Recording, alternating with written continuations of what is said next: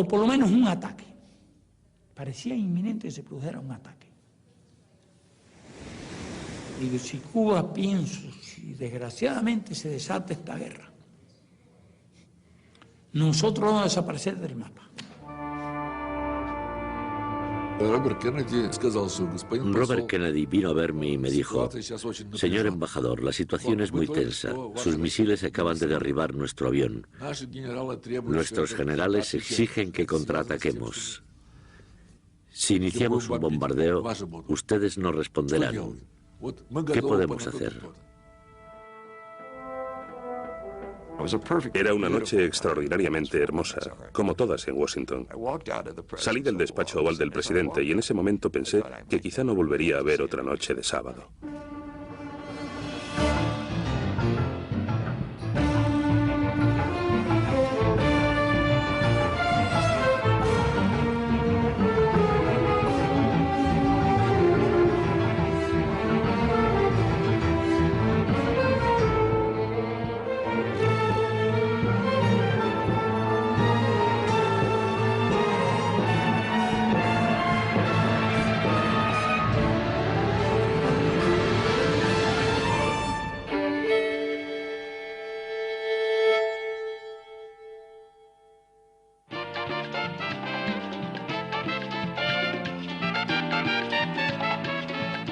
Durante los años 40 y 50, la isla caribeña de Cuba había sido el lugar de diversión de los Estados Unidos. Playas, bebida y casinos. La Habana lo tenía todo.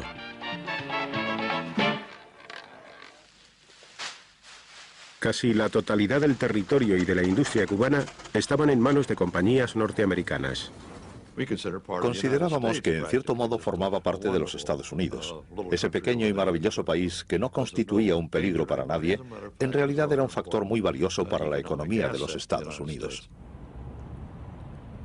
El líder cubano Fulgencio Batista era un dictador brutal.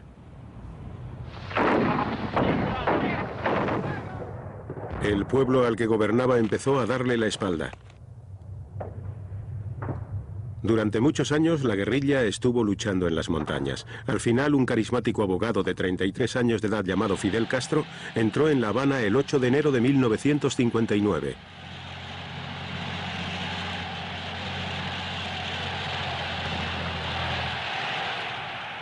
Cuando triunfó la revolución fue un ejemplo de orden. No hubo saqueo.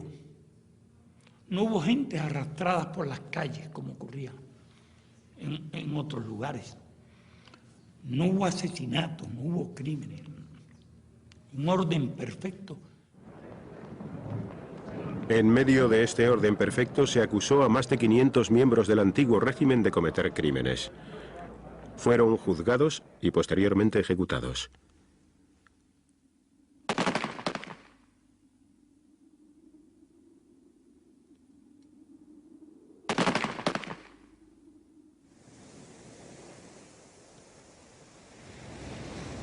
Miles de personas se exiliaron a los Estados Unidos ante el temor de que un nuevo dictador subiera al poder.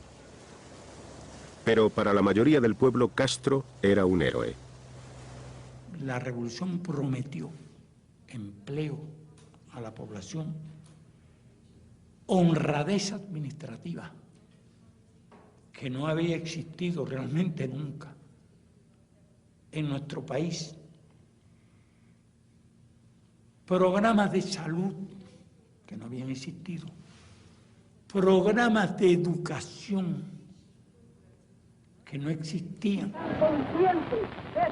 Pero lo más importante de todo fue que Fidel nacionalizó millones de hectáreas de terreno que hasta el momento estaban en manos de empresas estadounidenses y se las entregó al pueblo. Ansioso por dar a conocer su revolución en todo el mundo, Castro voló a Nueva York para hablar ante las Naciones Unidas. El presidente Eisenhower estaba demasiado ocupado para recibirle. Sin embargo, Nikita Khrushchev, el líder soviético, abrazó encantado al nuevo revolucionario y le ofreció ayuda económica. Cuba decide comprar petróleo soviético, que resultaría más barato y que el país podría obtener créditos. Ellos estaban dispuestos a darnos créditos para comprar ese petróleo. y las refinerías que eran norteamericanas se niegan a refinar ese petróleo. Castro, que carecía de los medios necesarios para refinar el petróleo, se enfrentaba a un desastre económico. Envió a su milicia y se hizo con las refinerías extranjeras en Cuba.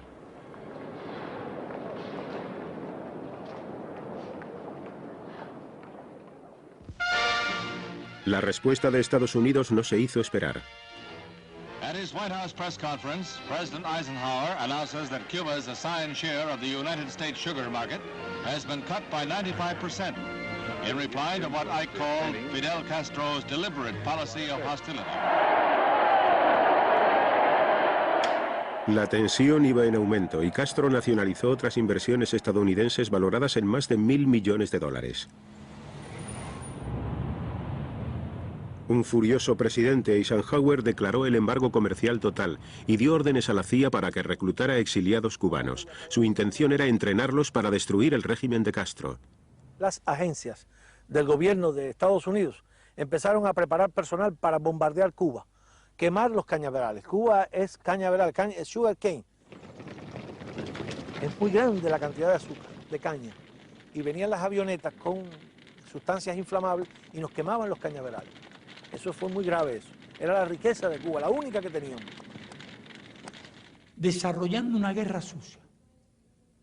Grupos irregulares que llegaron a actuar en todas las provincias del país, hasta en la provincia de La Habana.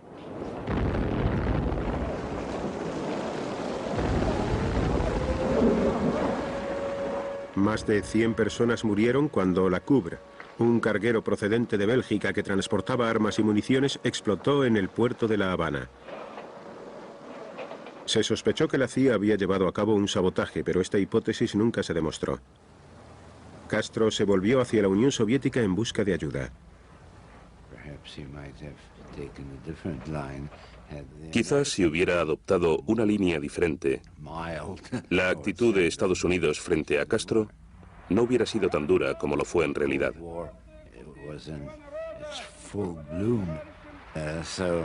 La Guerra Fría estaba en pleno desarrollo, de manera que todo lo que contrariaba a Estados Unidos era acogido con agrado en este país y viceversa.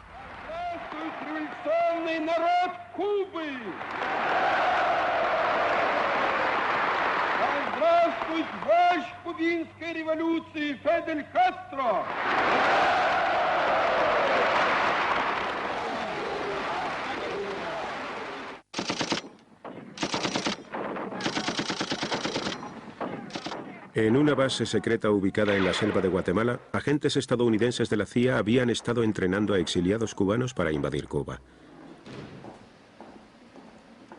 Este era el incentivo que impulsaría al pueblo cubano a alzarse contra Castro y a derrocarle. Este proyecto se presentó ante el nuevo presidente John Kennedy. Kennedy sentía que le iba a resultar muy difícil volverle la espalda al plan que había heredado y que consistía en utilizar a una banda de exiliados para liberar su país. Desde luego, Estados Unidos debía contribuir a eliminar una dictadura comunista de nuestro hemisferio. La CIA engañó miserablemente a su presidente prometiéndole una victoria fácil y con ella el final del problema cubano. Kennedy aceptó la invasión, pero exigió importantes cambios en el proyecto para ocultar la implicación estadounidense. Solo 3 días antes de que tuviera lugar la invasión planeada, Kennedy negó cualquier posibilidad de que se produjera una intervención estadounidense.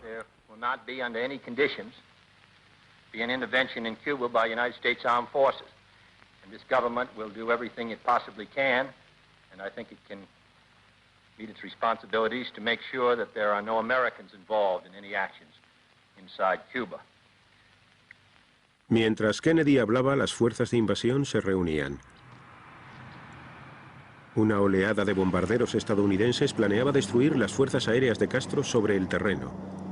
El presidente, preocupado por la posibilidad de que esta acción dejara al descubierto la participación de Washington en el proyecto, ordenó que se redujeran las dimensiones de la operación.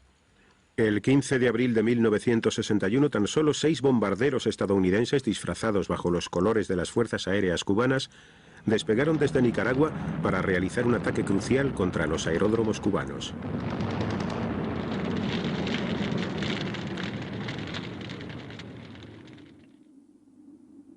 Pero con tan pocos bombarderos, solo consiguieron destruir 3 aviones cubanos. 7 civiles resultaron muertos. Tras enterrar a los fallecidos, Castro, buscando el apoyo soviético, declaró que la revolución era una revolución socialista. Porque lo que no pueden perdonarnos los imperialistas es que estemos aquí y que hayamos hecho una revolución socialista en las propias narices de los Estados Unidos. Continuamos preparando.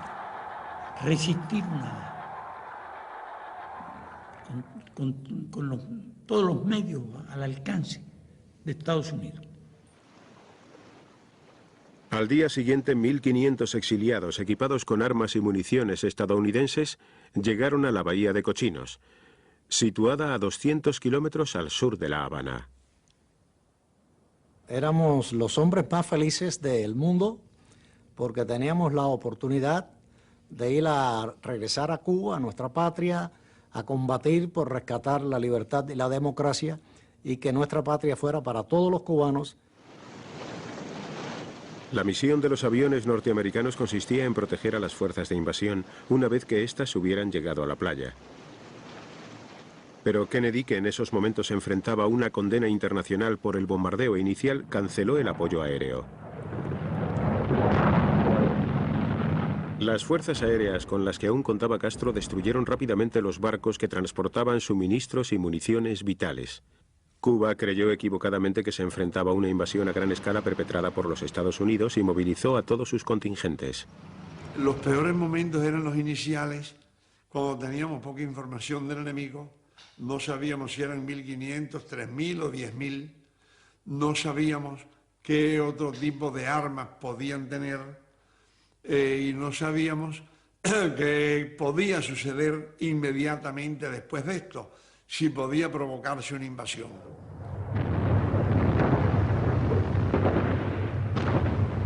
Sin el apoyo aéreo de los Estados Unidos y sin suministros, las fuerzas de invasión eran muy inferiores en número y en armas.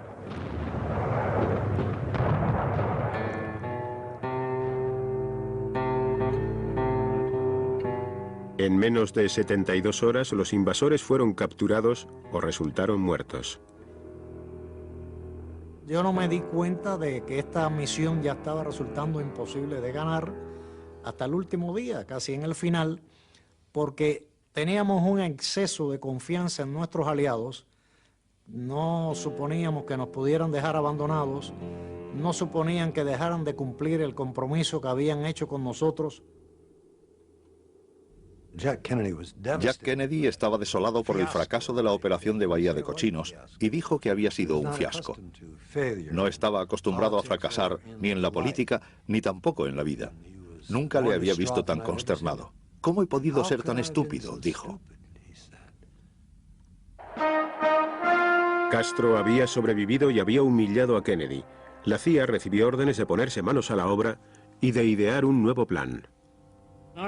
Nuestro trabajo consistía en proponer nuevos planes, pero no planes del tipo del de Bahía de Cochinos, sino nuevos planes para, por decirlo de algún modo, deshacernos de Castro y de su régimen. Hubo todo tipo de sugerencias, desde asesinarle hasta diseminar LSD en un estudio de televisión para que pareciera que Fidel se había vuelto loco. No importa lo que intentaran, Castro se lo tomaba con calma. Dado que ahora se sentía más seguro dentro de su propio país, trató de exportar la revolución al resto de Latinoamérica. Inquieto ante esta perspectiva, el gobierno de los Estados Unidos siguió presionando a Castro. En la primavera de 1962, 40.000 marines norteamericanos organizaron un ejercicio de invasión de una isla caribeña.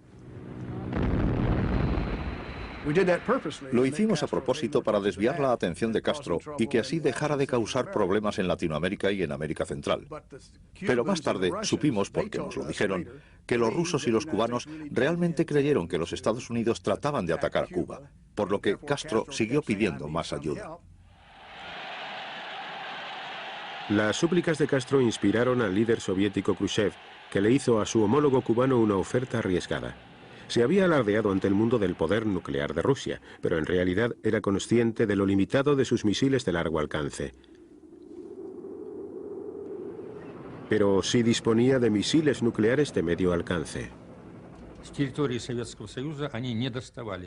Había muchas probabilidades de que los misiles no pudieran alcanzar el territorio de Estados Unidos si se lanzaban desde la Unión Soviética. Pero situándolos en Cuba se convertirían en armas nucleares estratégicas.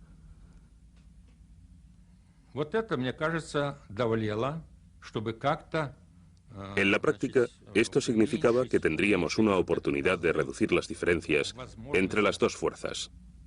Se podía apreciar inmediatamente la importancia estratégica que tenía la presencia de esos proyectiles aquí, en Cuba. Ya en esa época, secretamente también, los norteamericanos habían trasladado cohetes similares a Turquía. Yo pensé, si nosotros esperamos que los soviéticos luchen por nosotros y corran riesgos por nosotros e incluso vayan a una guerra por nosotros, sería inmoral y sería cobarde de nuestra parte negarnos a aceptar la presencia de aquellos proyectiles aquí. En julio de 1962, en las mismas narices de los Estados Unidos, partieron hacia Cuba los primeros barcos soviéticos de un total de 150, que transportaban ocultos en su interior misiles nucleares y más de 40.000 soldados.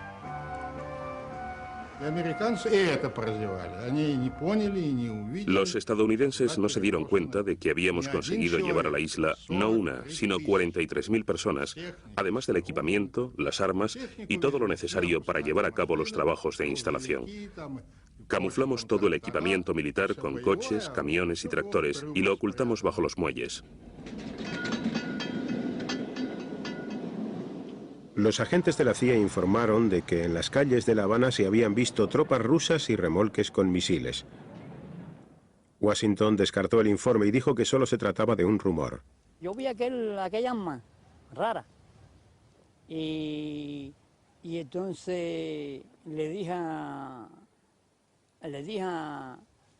Pablo, Pablo, ¿qué arma más rara esa? Una arma poderosa. Entonces me dijo, esos son cohetes nucleares. Entonces le dije, una arma poderosa, pero estaban ahí puestos ahí al aire libre. Pero la CIA había reparado en el aumento del número de barcos soviéticos que se dirigían a Cuba. El 14 de octubre ordenó que un avión espía U-2 sobrevolara la isla para tratar de descubrir qué estaba sucediendo.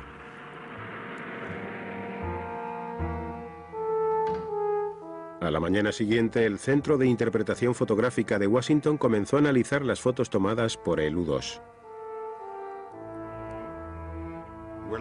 Estábamos mirando las fotos e identificamos objetos extraños en el entorno. Y seguimos mirando hasta que dijimos, es un emplazamiento de misiles balísticos SS-4, de modo que trabajando con los intérpretes de las fotos nos convencimos de que estábamos en lo cierto.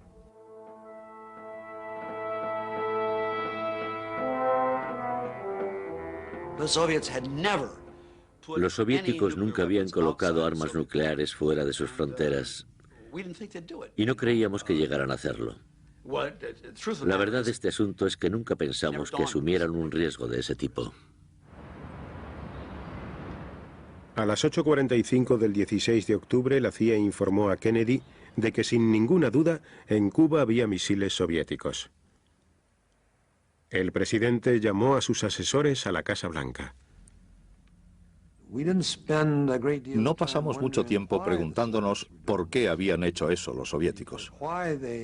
Porque, cualesquiera que fueran sus motivos, lo habían hecho de una manera solapada, mientras enviaban todo tipo de mensajes y mensajeros a los Estados Unidos para hacernos creer que solo estaban poniendo armas defensivas en Cuba.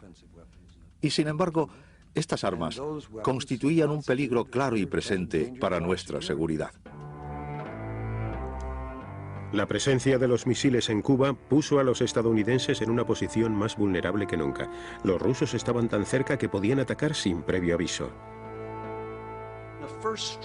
Un primer ataque hubiera destruido todas las bases aéreas, las bases de bombarderos estadounidenses y también todas las ciudades de este país, con excepción de Seattle, que estaba fuera de su alcance.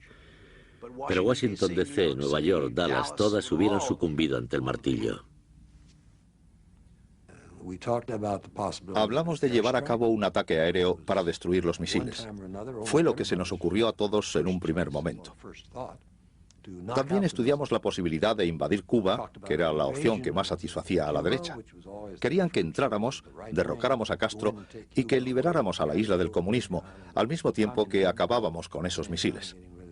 También se barajó un acercamiento diplomático, ya fuera bilateral o por mediación de las Naciones Unidas, y un bloqueo o una cuarentena, nombre que se le dio después. En la primera reunión no se tomó ninguna decisión. Pero si se hubieran votado las diferentes opciones, posiblemente casi todos nos hubiéramos decantado por la del ataque aéreo. A Robert Kennedy, hermano del presidente y su asesor más cercano, le preocupaba que si los Estados Unidos utilizaban su poder para atacar de repente una diminuta isla, la opinión mundial se volvería contra ellos. Robert Kennedy,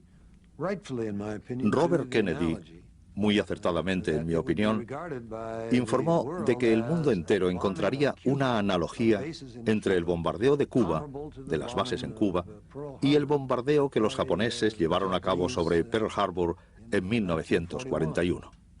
Y dijo, no quiero que mi hermano se convierta en otro Toyo. Mientras se seguían presentando argumentos, el ministro de Asuntos Exteriores, Andrei Gromyko, y el embajador soviético, Anatoly Dobrinin, mantuvieron un compromiso contraído hacía tiempo en la Casa Blanca. El presidente planteó la cuestión del aumento de las tensiones entre nuestros dos países con motivo de los envíos de armas procedentes de la Unión Soviética. El presidente dijo, nos preocupa porque afecta a nuestra propia seguridad. Gromyko le respondió, como también a mí me habían dicho que lo hiciera, todos nuestros aviones, señor presidente, tienen carácter defensivo. Si usted no trata de invadir Cuba, no tendrá de qué preocuparse, porque todas nuestras armas tienen fines defensivos. Estaba claro que trataban de engañarnos. Pero si los Estados Unidos no respondían a la trampa de la Unión Soviética, ¿cómo influiría este hecho en la actitud de nuestros aliados de la OTAN? ¿Seguirían opinando que los Estados Unidos eran capaces de garantizar su seguridad? ¿Y cómo afectaría esta decisión al futuro comportamiento de la Unión Soviética? ¿Y si por el contrario hacían frente a los rusos, podrían hacerlo una vez más? Durante los 2 días siguientes, Kennedy estuvo fuera ocupado con una campaña electoral para el Congreso. En Washington, sus asesores trataban de encontrar una solución. Ninguna solución era buena. Todas ellas tenían numerosos puntos débiles y entrañaban ciertos riesgos. Esta fue la única vez en los 3 años que pasé en la Casa Blanca en que me desperté durante la noche dándole vueltas a la cabeza sobre cuál era el enfoque más adecuado, cuál funcionaría y cuál de ellos no destruiría el mundo. Al final llegaron a una conclusión. No se lanzarían bombas, pero se procedería a un bloqueo. La Marina detendría y registraría todos los barcos con destino a Cuba. Esta operación recibió el nombre de cuarentena. Al principio creímos que con la cuarentena, Khrushchev se daría cuenta de que el presidente había tomado una firme decisión y no descansaría hasta que esos misiles fueran retirados de Cuba, pero sin dar pie a que se produjera una respuesta militar. Sin embargo, en previsión de que la cuarentena no diera resultado, Estados Unidos se preparaba para realizar ataques aéreos y ponía a punto una numerosísima fuerza de invasión. El presidente Kennedy se encontraba en Chicago. Ahora le necesitaban en Washington. La prensa comenzaba a recelar. A las 8 de la mañana, el presidente Kennedy me pidió que fuera a verle a su habitación. Aún tenía puesto el albornoz y me dijo, he escrito algo para ti. Vas a dar una rueda de prensa para anunciarlo. The assistant White House physician, Dr. George Berkeley, noticed that the president's voice was very husky. This This morning, when he examined the president, he found the president had developed a slight temperature and that he was suffering from a minor upper respiratory ailment. The president therefore canceled his schedule for the rest of today and tomorrow and has returned to Washington and the White House. A mitad de camino hacia Washington me encontré a solas con Kennedy en la parte delantera del avión. Le dije, señor presidente, usted no está enfermo. ¿Qué demonios está pasando? Me respondió, lo averiguarás tan pronto como aterricemos en Washington. Y entonces, agárrate las pelotas. Good morning, everyone. An unusual flurry of top-secret military and diplomatic activity over the weekend has Washington guessing today that a major move in American foreign policy may be imminent. The speculation centers on the Caribbean and possible action against Cuba. Esa misma tarde se requirió la presencia del embajador soviético en una reunión con el secretario de Estado Dean Rusk. Rusk dijo, están llevando misiles a Cuba. Tenemos fotografías de reconocimiento aéreo. Esto constituye una amenaza para nuestra seguridad y no podemos consentirla. Dentro de una hora, a las 7 de la tarde, el presidente hará un llamamiento por radio y televisión al pueblo de los Estados Unidos, en el que les describirá la situación. Quiere que, mientras tanto, le haga llegar este mensaje a Khrushchev. A las 7 de la tarde, Kennedy comunicó al mundo por primera vez el hallazgo de misiles soviéticos en Cuba y la puesta en marcha de un bloqueo comercial. The purpose of these bases can be none other than to provide a nuclear strike capability against the Western Hemisphere. To halt this offensive buildup, a strict quarantine on all offensive military equipment under shipment to Cuba is being initiated. All ships of any kind bound for Cuba, from whatever nation or port, where they're found to contain cargoes of offensive weapons, be turned back. I call upon Chairman Khrushchev to halt and eliminate this clandestine, reckless, and provocative threat to world peace and to stable relations between our two nations. He has an opportunity now to move the world back from the abyss of destruction. La primera respuesta de Moscú llegó a la mañana siguiente. Khrushchev no iba a echarse atrás. Kennedy habló sobre la cuarentena, pero su información no fue muy precisa. Pareció que no se trataba de un bloqueo cuando en realidad lo era. Por eso las primeras reacciones por parte del lado soviético fueron bastante duras. Denouncing the United States arms quarantine against Cuba as a step toward world thermonuclear war, the Soviet Union today ordered its armed forces into a state of combat readiness, and forces of the Warsaw Pact, the communist counterpart of the North Atlantic Treaty Organization, immediately followed suit. Mientras que las superpotencias se organizaban para el conflicto, Cuba anunció una situación de emergencia de combate. Más de 250.000 personas se prepararon para repeler una invasión estadounidense. Sentimos un peligro bastante grande porque, inclusive, figúrese, el país está en pie de guerra. En cualquier momento, los americanos lo iban a atacar. Si desembarcaban e invadían, yo estaba convencido de que el segundo paso norteamericano después de la invasión era aceptarle a la URSS un golpe nuclear. Los contingentes estadounidenses rodearon Cuba. Los barcos soviéticos siguieron su rumbo. Ante el inminente conflicto, Kennedy solicitó ponerse en contacto directo con Moscú y envió a su hermano Robert para que se reuniera en secreto con el embajador soviético. Dijo, ha instruido a su gobierno y a los capitanes de los barcos para que regresen a casa porque Kennedy ha puesto en práctica la cuarentena. A lo que yo respondí, no. Nuestros capitanes no han recibido esa orden. Por lo que yo sé, tienen instrucciones de llegar a Cuba. Conforme a la ley internacional, no tienen ningún derecho a retener a nuestros barcos en mar abierto.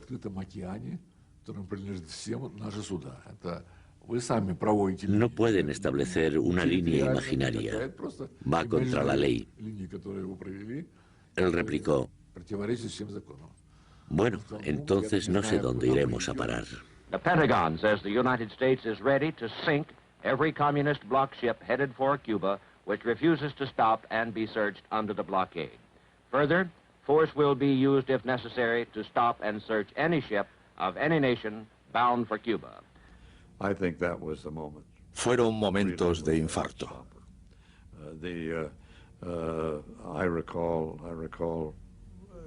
Recuerdo que yo estaba en la sala de redacción esperando a que llegara el siguiente boletín y tratando de escribir literalmente con los dedos cruzados. Let's check over at the Pentagon with Charles von Fremd on that. Chuck, is there any late information about the position of those Soviet ships or what might be happening to them? Walter, we haven't heard a word for several hours now as to when the confrontation between U.S. vessels and the Soviet ships will come about. Ambas partes trataban de llevar al límite los nervios de sus oponentes. La gente trataba de prepararse para un posible holocausto nuclear. Una ola de pánico impulsó a comprar provisiones a los habitantes de los Estados Unidos. Teníamos una habitación donde estaba la caldera y nos preguntábamos cómo hacer de ella un refugio nuclear. Por primera vez nos informaron del tiempo que tendríamos después de la explosión y antes de que nos alcanzaran los gases, la emisión de gases letales. Los líderes soviéticos habían tratado de mantener a su pueblo al margen de la crisis, pero los ciudadanos rusos no tardaron en enterarse de lo que sucedía. La gente sentía la proximidad de la guerra y estaba en tensión. Recuerdo que mis padres sentían que estaban condenados a morir. Comprendían que esa guerra no sería como las anteriores, que sería una guerra con armas atómicas. This is a special report from CBS News. Well, at its beginning, this day looked as though it might be one of armed conflict between Soviet vessels and American warships on the sea lanes leading to Cuba. But there has been no confrontation as far as we know, and some hope has been generated by suggestions of negotiation. Casi en el último momento, los barcos que transportaban los misiles redujeron su marcha o alteraron el rumbo.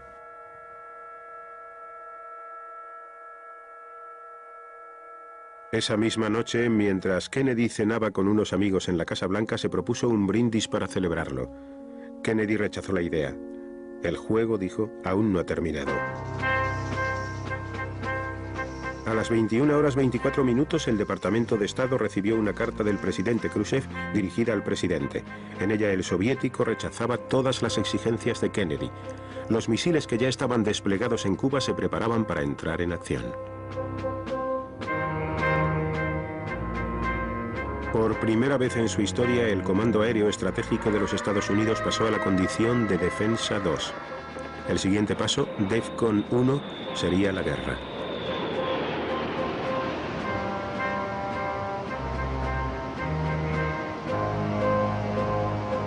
Poco después de la salida del sol del día 25, Kennedy ordenó que se interceptara el Bucarest, un buque que transportaba petróleo soviético.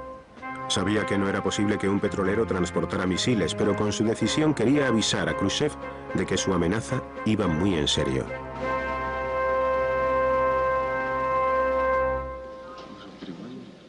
Esa misma tarde, en las Naciones Unidas, Adlai Stevenson se enfrentó a su homólogo soviético, el embajador Zorin. All right, sir. Let me ask you one simple question. Do you, Ambassador Zorin, deny that the USSR has placed and is placing medium and intermediate range missiles and sights in Cuba? Yes or no? Don't wait for the translation, yes or no?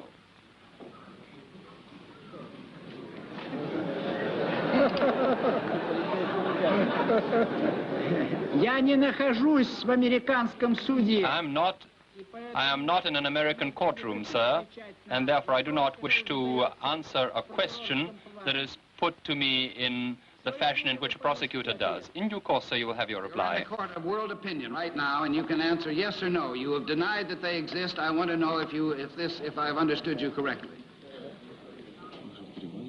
Mientras el embajador soviético incurría en la prevaricación, en la reunión se mostraron las fotografías del U-2 para que el mundo pudiera ver lo que estaba ocurriendo.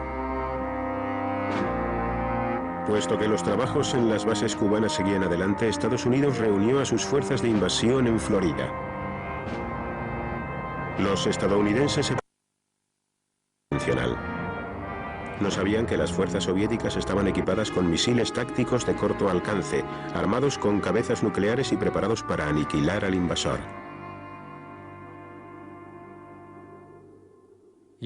Si hubieran comenzado una invasión utilizando a los marines o a las unidades aéreas, las pérdidas habrían sido enormes. Estábamos dispuestos a emplear hasta la última bala para acabar con todos los soldados.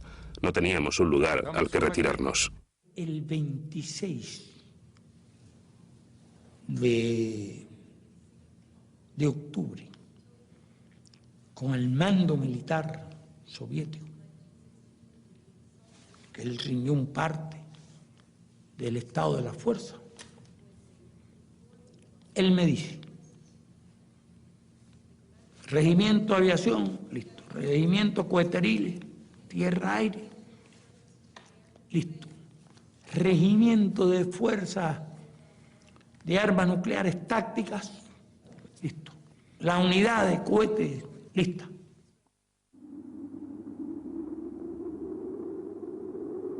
El 26 de octubre, en medio de una creciente tensión, Kennedy recibió un telegrama de Khrushchev.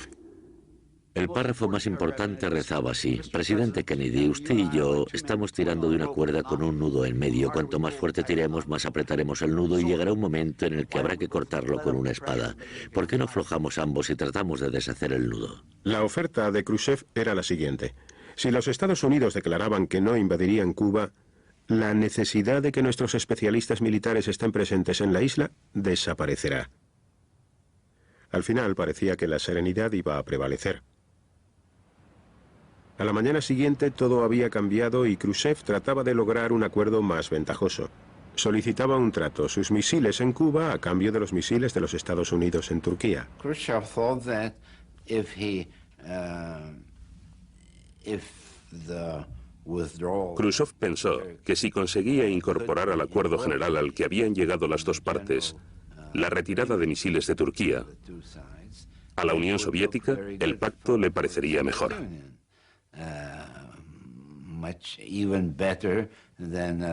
Mucho mejor que una simple decisión de los Estados Unidos de no atacar Cuba. El presidente Kennedy estaba dispuesto a sacar los misiles estadounidenses de Turquía, pero formaban parte de la contribución de los Estados Unidos a la OTAN, por lo que no podía prometerle nada a Khrushchev. Mientras Kennedy consideraba las posibles opciones, recibió noticias de que se había producido una nueva escalada en la crisis. Mientras efectuaba las labores de reconocimiento sobre los emplazamientos del este de Cuba, un avión espía U-2 fue derribado. El comandante soviético había dado órdenes de lanzar un misil tierra-aire contra él.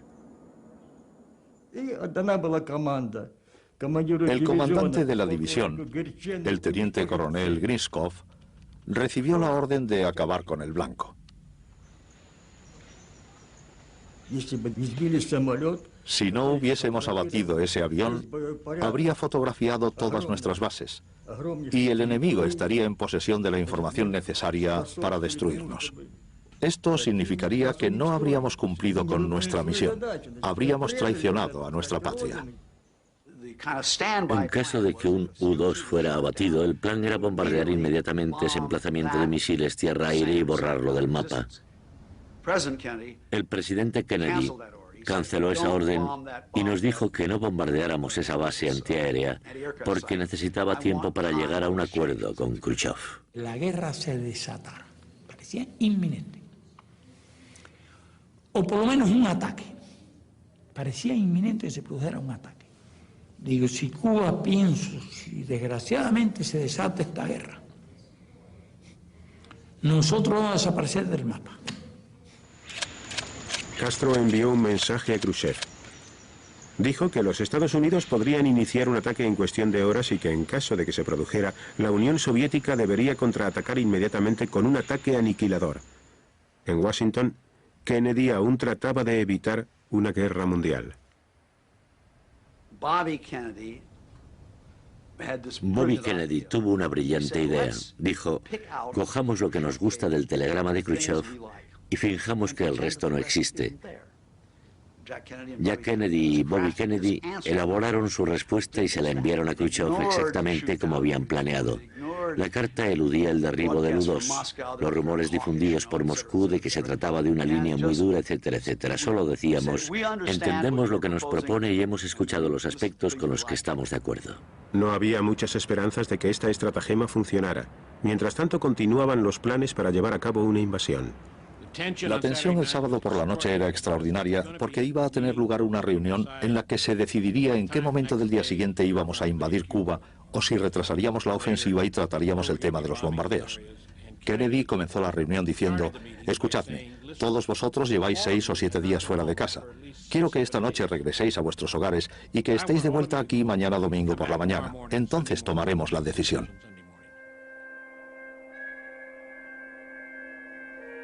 Abandonaron la Casa Blanca temerosos de que pronto Estados Unidos se viera sumido en una guerra nuclear que una vez comenzada sería imposible detener. Era una noche extraordinariamente hermosa, como todas en Washington. Salí del despacho oval del presidente y en ese momento pensé que quizá no viviría para ver otro sábado por la noche.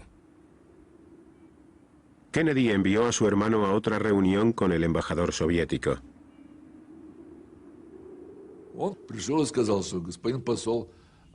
Vino y me dijo, la situación es muy tensa. Sus misiles acaban de derribar nuestro avión. Nuestros generales exigen que contraataquemos. Si iniciamos un bombardeo, ustedes nos responderán. ¿Qué podemos hacer? A lo que yo respondí, ¿y qué pasa con Turquía? Reflexionó durante unos instantes y dijo, bueno, si es la única condición que evita que lleguemos a un acuerdo, el presidente me ha autorizado para decirle que aceptamos. No podíamos sacarlos de allí a punta de pistola ni bajo amenazas. Ni tampoco podía ser una decisión unilateral porque se trataba de bases de la OTAN.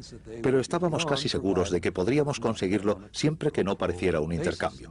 Por ello, los rusos no podrían hacer público el acuerdo.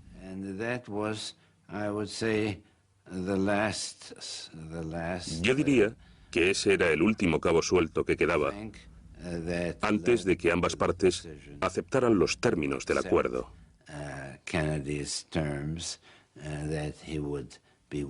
Kennedy estaba dispuesto a garantizar que no se produciría ataque alguno a Cuba y a su vez la Unión Soviética retiraría sus armas ofensivas de la isla. Khrushchev, temiendo que esta fuera la última posibilidad de escapar a la guerra, se apresuró a emitir un comunicado en la radio de Moscú en el que aceptaba las condiciones propuestas por Kennedy. El mensaje se difundió en el mundo entero. The Soviet government has ordered the dismantling of weapons in Cuba, as well as their crating and return to the Soviet Union. Radio Moscow at 9 o'clock this morning. Mr. Khrushchev crating up his missiles and shipping them home. La primera noticia que escuché el domingo por la mañana al levantarme fue el comunicado de Khrushchev dirigido al mundo entero, en el que informaba de que los misiles soviéticos serían retirados bajo supervisión y anunciaba el final de la crisis. Apenas podía dar crédito a mis oídos. This is the day we have every reason to believe when the world came out from under the most terrible threat of nuclear holocaust since the end of World War II. Nosotros realmente nos sentimos indignados con eso. ¿Cómo lo sabemos?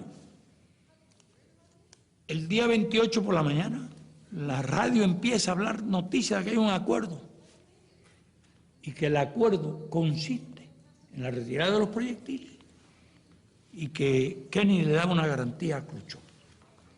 Fue realmente un acuerdo bochornoso. A mí no me pasaba eso por la mente, que eso se pudiera hacer. Todo el mundo tenía la impresión de que Khrushchev había perdido porque había cedido a las presiones de un presidente fuerte. Había retirado todo el armamento de Cuba, pero este no llegó al lugar de donde había salido. Nadie conocía el acuerdo referente a los misiles en Turquía. Si alguien me pregunta quién salió perdiendo, nunca diría que fue Khrushchev, pero tampoco Kennedy. Bajo la estricta vigilancia estadounidense, los barcos soviéticos se llevaron los misiles de regreso a su país. No cabe ninguna duda de que sin este acuerdo hubiéramos invadido Cuba y de inmediato habría estallado una guerra nuclear. Sus efectos habrían sido desastrosos, ocasionando la muerte de millones de personas en todo el mundo. Esta fue la mayor crisis del siglo XX. Y el hecho de que Kennedy la resolviera con Khrushchev es muy importante, porque entonces nos movíamos en un mundo totalmente diferente.